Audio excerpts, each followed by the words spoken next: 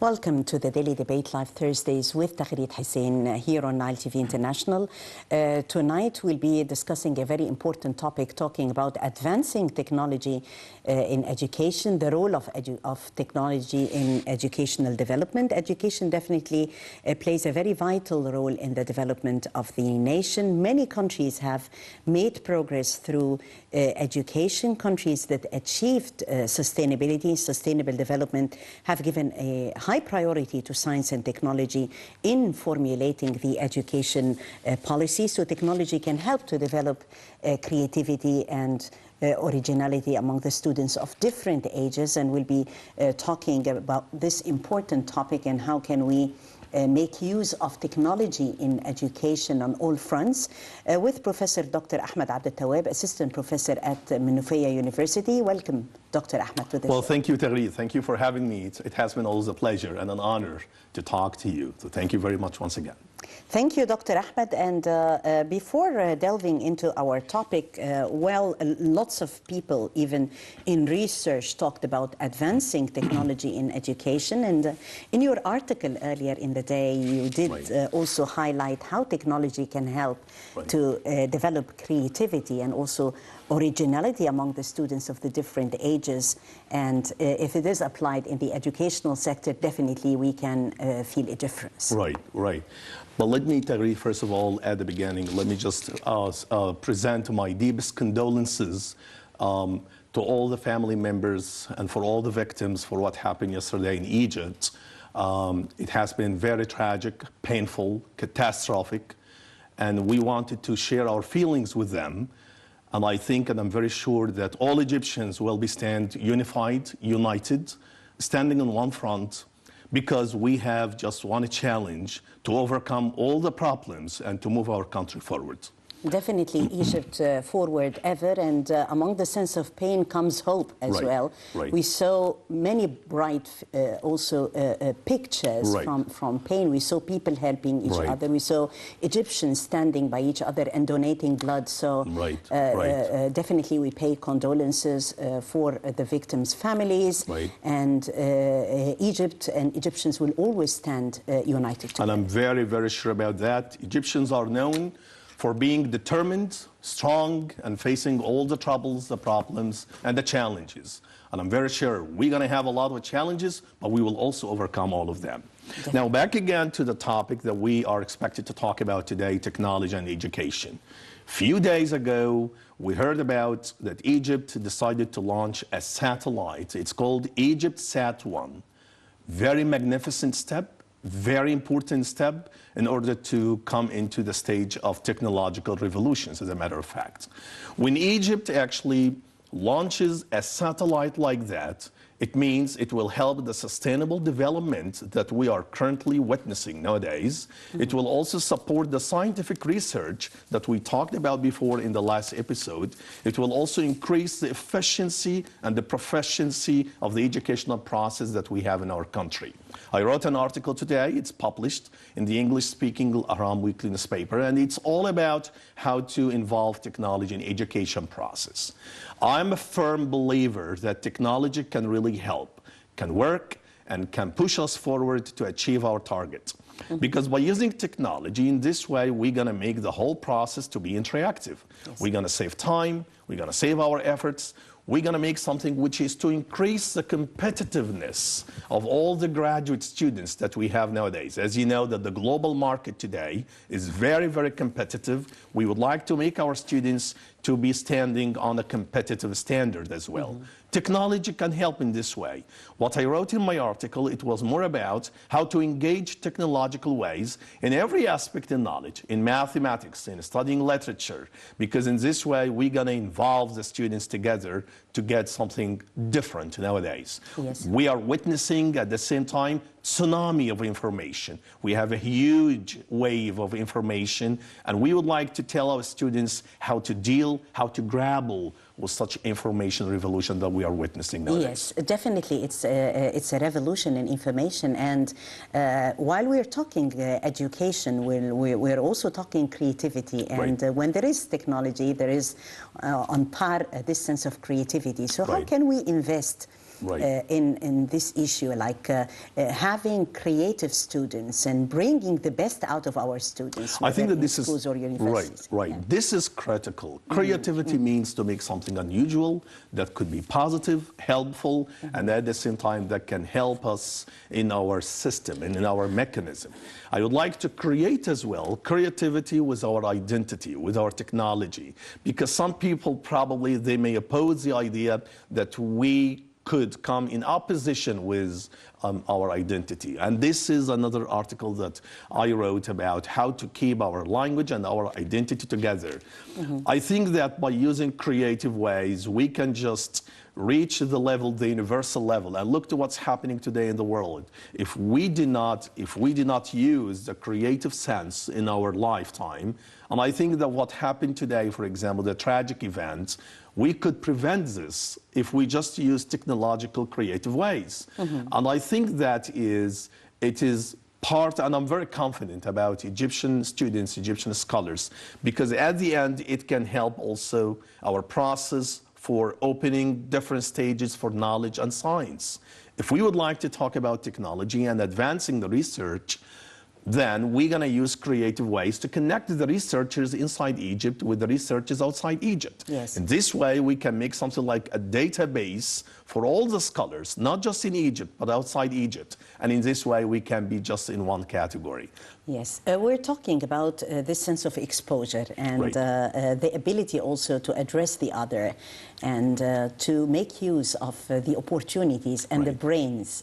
Egypt has, like many of our expats who do have also a lot to give. A lot to give to the country, and a sense of contribution that could be remarkable. How can we invest in that, Dr.? I think one of the ways that, and I think that Egypt started to do something like this, to create a network and a database for all the scholars and the researchers. Today we have Ministry of Immigration that actually sent invitations for all the scholars abroad, outside Egypt, to come and be involved with the scholars inside Egypt. And I'm very confident that this is going to be very helpful. And at the same time, it's going to be part of our identity, because when we talk about technology, we have two approaches here. We have the short-term approach and we have the long-term approach. For the short-term approach, we would like to expose our students to critical thinking skills. We would like also to get them acquire more than one language. That doesn't mean that we get rid of our mother tongue, which is Arabic, and this is another topic that we can talk about today. And at the same time, I would like to make all of them, for example, to deal with the huge amount of information that they have from the internet. Yes. This is for the short-term objectives. For the long-term objective, one important thing here that I would like to talk about, it is how to emphasize the Egyptian character. Yes. And this is extremely important. Yes, investing in the Egyptian character. And this is considered to be one of the main priorities and the directives of the President, His Excellency President Abdel Fattah al-Sisi is working on upgrading the potential of Egyptians, and this through providing the quality, not only quality of education, but also quality of life, different mega projects. How can we make use of this sense of technology, and if we can make a link with the national projects in the country? Well, you know what? Believe it or not, Dr. Taha Hussein, in the 30s of the last century, he talked about that. And he mentioned clearly that one of the interesting parts that we have here in Egypt is the human capital. We have something like a wealth of human beings that can help us to move forward. And he talked about that if we just use the advanced ways and connecting that with our culture, then we will take the lead of all the countries in the Middle East. He mentioned that clearly, that Egypt, as a matter of fact, has a very strong soft power. That is its media, its arts, and at the same time, and look, he just mentioned one example here. He talked about the Egyptian dialect. If you just go and travel to any other country in the Arab world, you're going to see all the people, as a matter of fact, understand very well and talk in a very proficient way in Egyptian dialect. What does that mean? It means that Egypt has a soft power that can really be very extensive, and that can make Egypt to take the leading position in the Middle East. By using technology, in this way, you are taking a sophisticated approach, and that can help us actually to get a target. So if we just combine the cultural background and our identity, and at the same time using technology, sophisticated way, by having different approaches, as I mentioned before, we have a strategic plan nowadays to send thousands of Egyptians to get educated abroad. This is a strategic step, and this is what Muhammad Ali did before when he was just building the country. And he built at that time a solid and a strong state. In this way, it happens. So if we just have all of these elements, that really can help us to move forward. Definitely, and we are adamant to move forward. And the third Earth observation satellite, Egypt Sat, is considered to be a very important step road. Let's watch this report that highlights the establishing of African Space Agency, and we'll be back.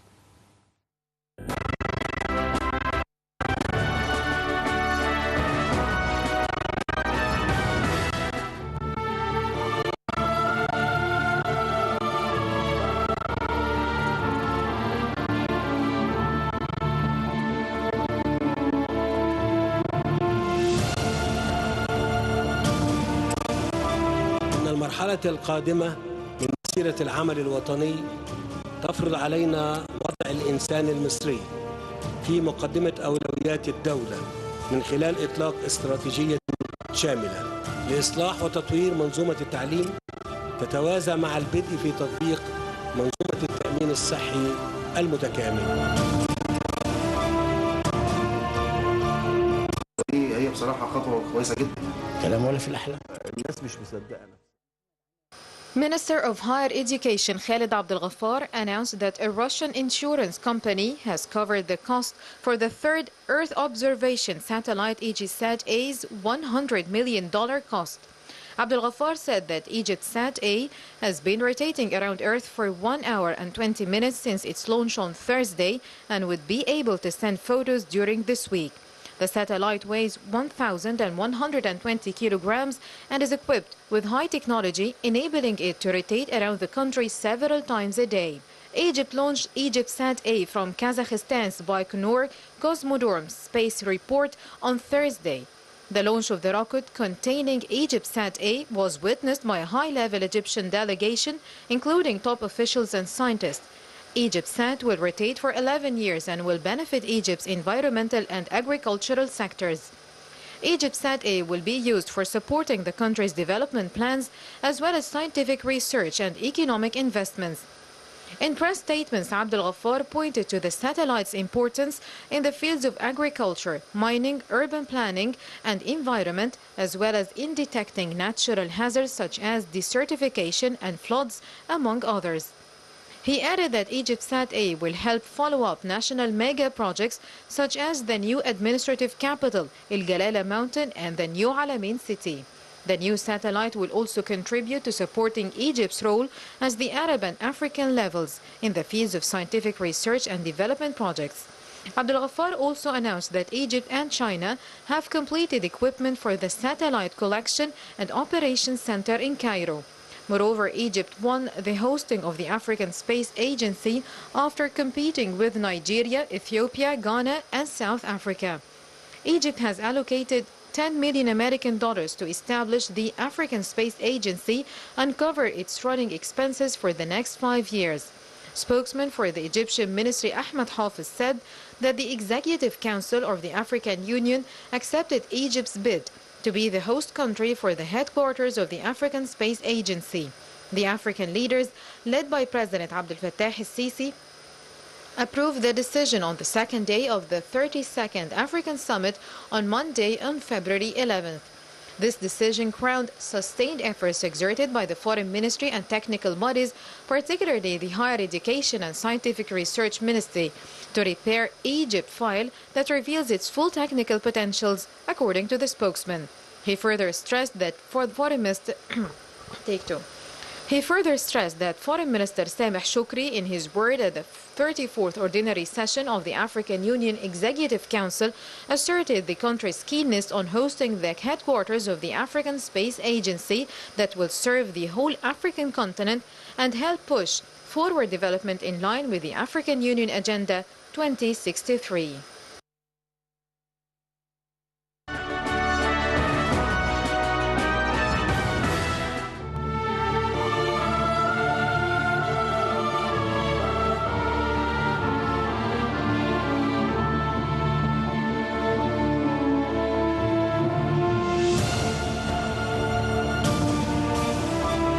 المرحلة القادمة من مسيرة العمل الوطني تفرض علينا وضع الإنسان المصري في مقدمة أولويات الدولة من خلال إطلاق استراتيجية شاملة لإصلاح وتطوير منظومة التعليم تتوازى مع البدء في تطبيق منظومة التأمين الصحي المتكامل.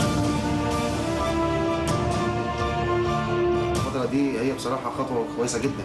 كلام ولا في الأحلام. الناس مش مصدقة نفسها. تضافركم معانا هينجح سواء كان في التعليم أو في الصحة، والكلام ده للمفكرين والمثقفين والإعلاميين بالإضافة للمجتمع. أي حد عنده قوائم انتظار يتصل بالرقم الساخن وربنا هيكرمه إن شاء الله. إيه خدمة قوائم الانتظار مع حضرتك؟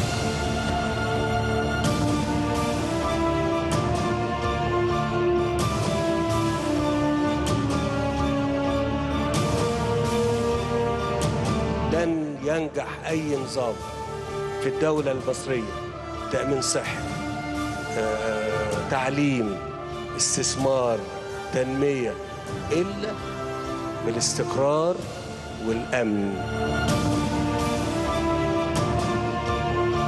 صراحة حاسس بالشعب، لا في تغيير في البلد. مس قلوب المصريين كلهم. ادوا دفعة للنجاح وشجعوا وحطوا ايديكم معانا في ان احنا المنظومه تنجح. انا لو تخيرني بين ان انا اكل ولا اعالج دول، لا اعالج دول.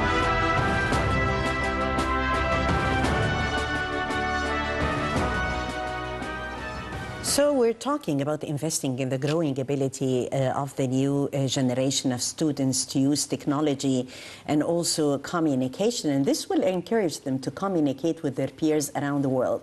This sense of exposure is very important, and it happens on the sidelines also of the different youth forums that take place in Egypt, where we find that also at the World Youth Forum, the sense of communication among youth peers around the whole world. We have with us over the phone Dr. Muhammad Amir. Dr. Amir is a PhD candidate at Benha University, and today he is sharing with us our discussion, and we'll be talking about education and talking about technology and education, and also preserving our identity, which is very important, cherishing and preserving our identity. Good evening, Dr. Amir. Good evening, Mrs. Tagreed. Greetings to you. Greetings to my dearest Dr. Ahmad. First, before anything, I'd like first to offer my deepest condolences to the families of the victims of the latest tragic train accident. May Allah have mercy on them all. And by the way, Dr. Ahmad, I totally and heartily agree with you on that technology would help us prevent such accidents. Yes. Speaking of technology and the role of technology in developing education, I would like to congratulate myself and my dearest home, Egypt, and all the Egyptian people on the successful enhancing of the Egyptian satellite and its launching to the space. What do you think, Dr. Amir, in what way will launching this satellite be an addition, in your opinion? Yeah, it would add a lot. I believe such huge step would give Egypt a push forward towards sustainable development. We could enhance scientific research in different and wide areas. This is not to forget that it contributes to critical areas such as agriculture, mining, urban planning, and environment. And speaking of education, by the way, this could develop our educational plan that was bought by President Abdel Fattah al-Sisi and implemented by Dr. Tariq Shawqi, Minister of Education. Now, education is much developed by distributing tablets.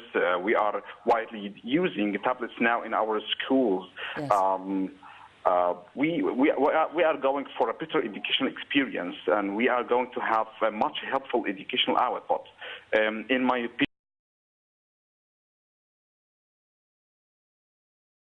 one of them, for example, is globalization. And when I wrote my article, and I was so much disturbed about the idea of that nowadays we have the youngsters and the youth, they use the Franco phenomenon of their language on Facebook in order to express their ideas. It's a...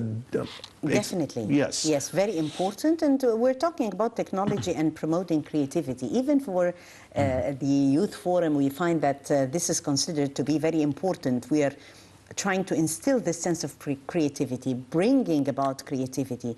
Technology and creativity, two faces of the same coin? I think so. Some people probably describe technology at the same time that it does have a negative aspect. But yes, happens for everything. We have the pros and cons. We have the positives and we have the negatives. But when it comes to the positives, we can take the best use of technology when it comes to that. Mohammed, he just mentioned now that we can just connect not just technology with education, but with the economic level. We can connect that with the cultural level. Yes. Now, we have something which is called the Bank of Knowledge. We have the Bank of Knowledge where you can just download any kind of research paper and any kind of online textbook. That can really help when it comes to spreading one word, which is awareness. And this is what we need nowadays, the cultural awareness, because we are facing at the same time some challenges that probably are not coming up physically, but could be online. So we have to get ready for that by making ourselves strong with information, strong with our cultural background that can really help us in this world. Yes. Well, in the article, and Professor Abdel Tawwab, referring to creativity, you said it's dealing with familiar things in unfamiliar ways. Dealing with familiar things in unfamiliar ways, does it need training the youth skills so that they will be able to bring out this sense of creativity? Absolutely. I think that this is very, very critical point and sensitive. And that is why we have today different initiatives that are being launched. We have one initiative which is called Sanayiyat Masr. It's called Egypt's Craftsmen. What does this initiative talk about? It's all about qualifying the fresh graduate students in order to help them to go into the market, helping them by using technological devices in order to open new gates for them and to get job opportunities. There is another initiative that handles the idea of increasing the efficiency and the proficiency of the students when it comes to crafty jobs at the same time. So this is what I mean. That is to open new ways for being trained and to be acquainted with different technological devices that can help us. And it changes the mindset at the end for positiveness. And I think that this is what we are looking for. We would like to make our new generations to be able to deal with all the challenges. Yes, there are a lot of challenges that we are expected to face, but it depends on what kind of readiness that we have and we are making for our generation in order to face such challenges. Yes, definitely. And the task of the teacher during the time of technology is also very important, because the students are looking to their professors as role models. Absolutely. So how can we help them and supporting them technologically? What does it entail for the coach to be also trained technologically, isn't it? Yeah, sure. I think that, and I personally face that with my students while teaching here in Egypt. Students usually look at the professor as a role model. So it's a huge responsibility, because at the end they are considering the teacher, the professor, as a beacon of enlightenment. So they are looking for hope. And the hope will not happen if we are not qualified enough to deal with their ambitions, with their dreams. So the dreams and ambitious plans wouldn't come true unless that we have enough training programs, unless we have also readiness and aptitude, very strong aptitude for that.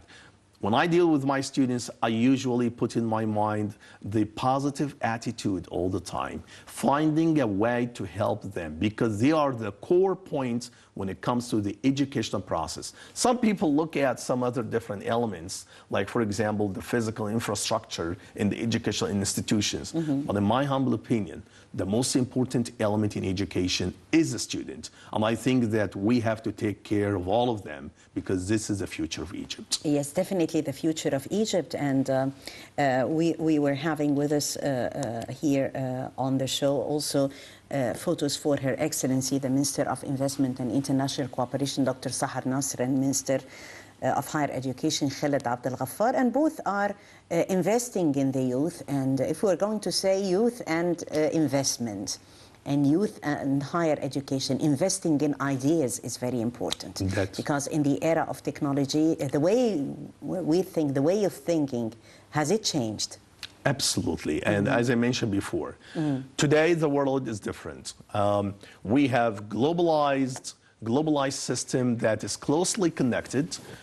We have a sense, we have a wave of globalization, and we have to get ready for that. We have high level of competitiveness in the global market. So if we just isolate ourselves in our places without being exposed to the external world, that will not happen. So I think that to increase the competitiveness, to increase the transparency level, to sponsor the patents and to sponsor all the talented people and the talented students, in this way we can make actually something positive at the end. Definitely, and Egypt is investing in the youth and investing in constructing also 8 international universities in the new administrative capital by the year 2020. In the new administrative capital, technology is a leading story.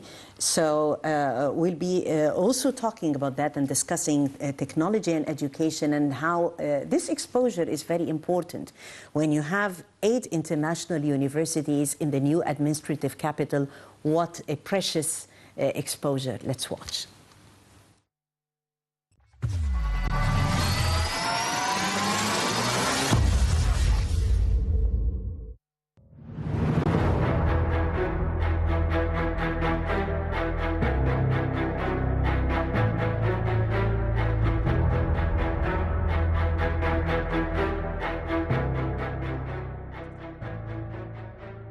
During his visit to the University of Canada in Egypt on Sunday, the Minister of Higher Education and Scientific Research, Khaled Abdel Ghaffar, announced that the government will construct 8 international universities in the new administrative capital by 2020. President of the UCE, Debbie Macklin, and Chief of the Engineering Authority of the Armed Forces, Kamil El-Waziri, accompanied Abdel Ghaffar during his inspection of the university's course of study, which will serve as a likely model for the future universities. Abdel Ghaffar stressed that Egypt's keenness to achieve comprehensive development in various fields, especially in the higher education and scientific research field. He also pointed out that education, science and innovation are the main goals of Egypt's vision for sustainable development in 2030.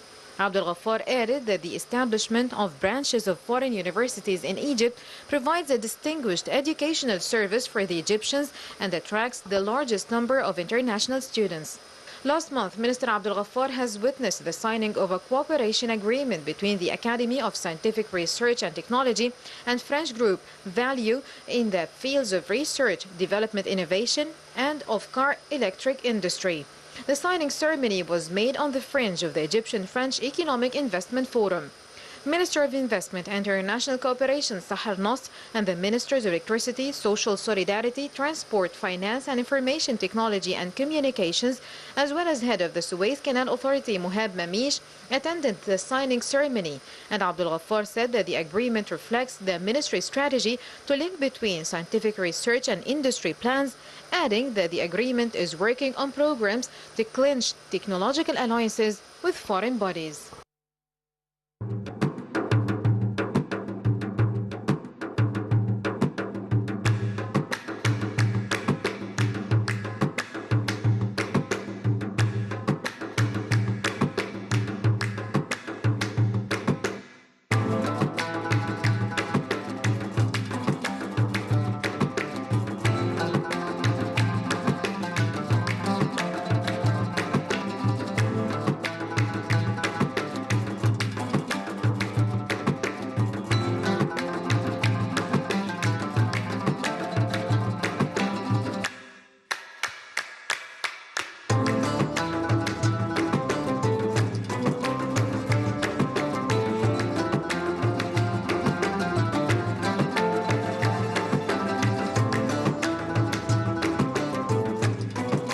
أسوان تستعد. ملتقى الشباب العربي والأفريقي تحت رعاية السيد الرئيس عبد الفتاح السيسي رئيس الجمهورية من 16 إلى 18 مارس 2019.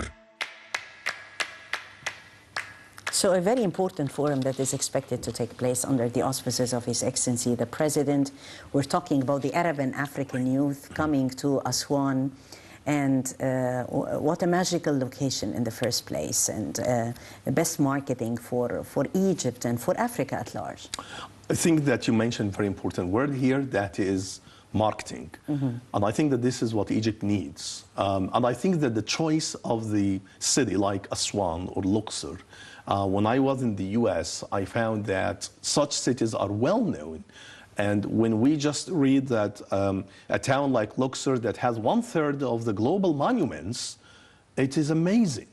And now, and since Egypt is taking the leading position and it is considered as a caterpillar for the African Union and for the African peoples, now we are considering this place as a precious one, marketing Egyptian tourism, and at the same time showing the positives that we have.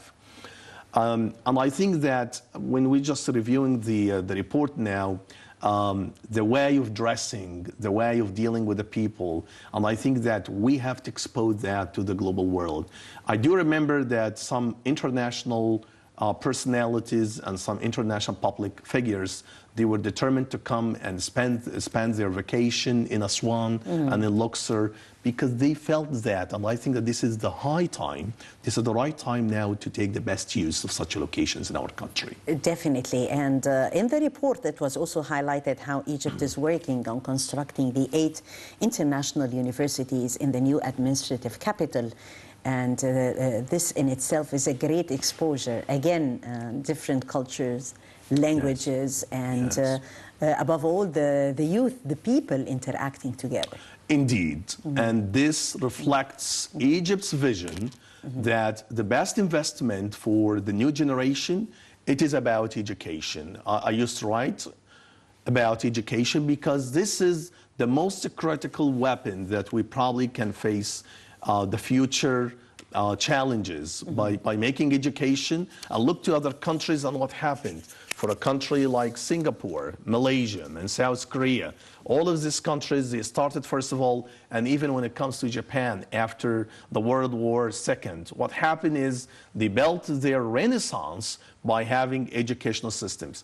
Egypt nowadays, announced that 8 international global universities are being inaugurated, or they will be inaugurated as soon as possible in the administrative capital. This is a huge step, and this is a positive step. Nelson Mandela once said that if we would like to build any generation, we should start from education cycle. And I think that this is what Egypt is trying to do nowadays, and I think that we are moving on the right path. Definitely we will. The Ministry of Education signed the Egypt Makers Initiative under the slogan, Learn, Improve, and Work. And this is also another important aspect, which is paying special attention to technical education. Right. It's called the technical education or vocational education. And vocational training as well. Right. And usually I used to say that there is nowadays, because people used to say that there is something which is called the colleges of the top and then the colleges of the bottom, kulliyat al-qimma. This doesn't happen nowadays. I mean, it's all about your creative skills, your aptitudes, and also your readiness to take different skills and to handle the what you are looking for. If you have a dream to achieve, then it's not about a top college or a low college, but it's more about the skills that you have, and you have to upgrade them, and you have to also to be equipped with technology. And in this way, you can just find an opportunity, not just in Egypt, but outside. Because today, as I mentioned, it is a globalized world, and we have to understand what does it mean nowadays. Yes, making use of this sense of communication and the age of technology and the rhythm itself in living in such a world that really pay special attention to technology in all the details. And having a dream from your words and what you said, Professor, how can we train our students today and as coaches and as professors in order to believe in an objective and believe in a dream that they need to go for? I think that number one, they should be very aware for the national project that Egypt is trying to do nowadays. I think that they have to be loyal to the notion, to the idea that there is something that we are trying to make.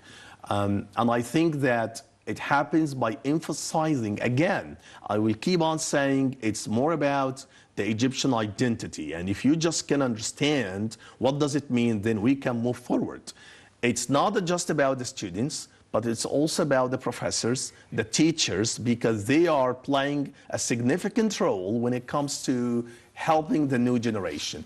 It's more about how to connect the gap between what we have theoretically and what we can see practically. So it's not just about the knowledge inside the classrooms, but it's also something that goes beyond that, something that can be connected with the outside world. I think that in this way, Egyptians can do something that was described before as impossible, but they can do the best thing. Yes, let's go beyond, as the Professor Ahmed said, let's go beyond what is convention. What is conventional? Let's think of the unconventional and knock new doors and be creative and unleash the youth potential in the different domains. I thank you so much for coming, Professor Dr. Ahmad Abdel Tawwab, Professor at Menufeya University, for joining us, and writer whom we had today read together more clues through your beautiful article that is linking technology to education and scientific research. Professor, thank you so much for coming. Thank you for having me. Thank you so much again. And thank you, dear viewers, for joining us. I'm Taghreed Hussein, signing off.